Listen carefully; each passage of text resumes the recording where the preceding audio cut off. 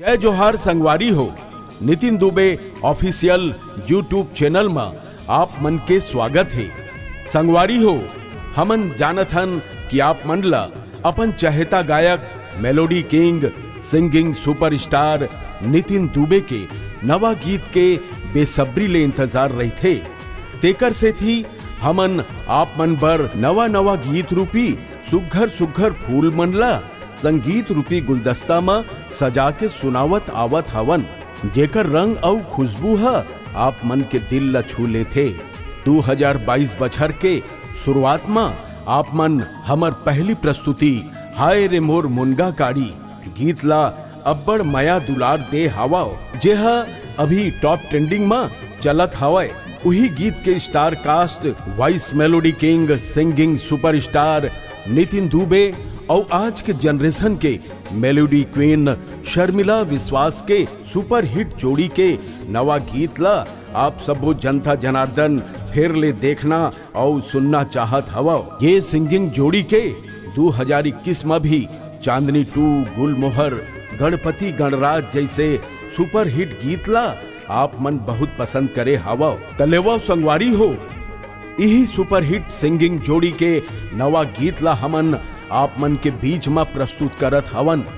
और ये नवा रोमांटिक गीत में संगीतकार नितिन दुबे जी के बॉलीवुड लेवल के संगीत सुने बर मिलही, जेला सुन के आप मन ला एहसास हो जाही कि हमर छत्तीसगढ़ में भी बॉलीवुड लेवल के प्रतिभा मौजूद हावय।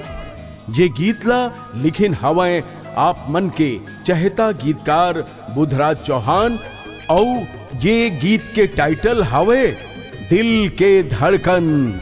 तो बिना देरी करे अब देखा थन ये गीत दिल के धड़कन के टीजर।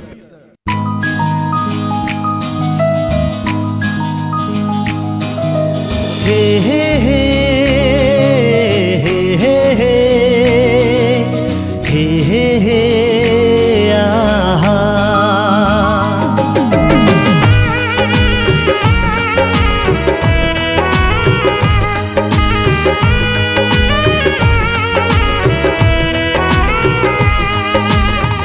तो कैसे लगी संगवारी हो आप मन ला ये गीत के टीजर?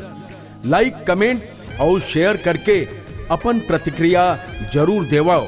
ये गीत की वीडियोग्राफी और निर्देशन करीन हावय युवा निर्देशक दीप्तांशु छड़ीमली।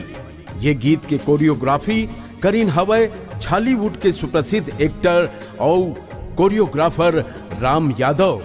ये गीत के पोस्टर डिजाइन करीन हावय राहुल विश्वकर्मा। टीजर के वॉइस डबिंग करीन हावय युवा साउंड इंजीनियर मनीष कुमार चौहान।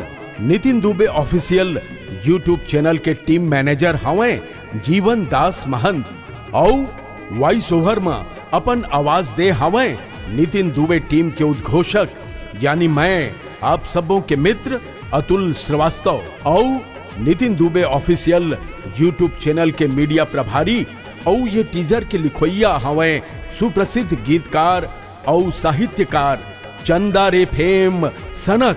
तसंगवारी हो, ये बेहतरीन रोमांटिक गीत Nitin Dubey official YouTube channel में 3 मार्च के बिहनिया 7 बजे आप मन के बीच रिलीज हो ही।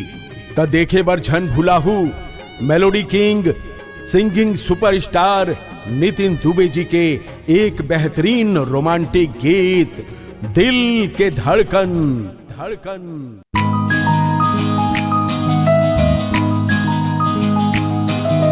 हे हे हे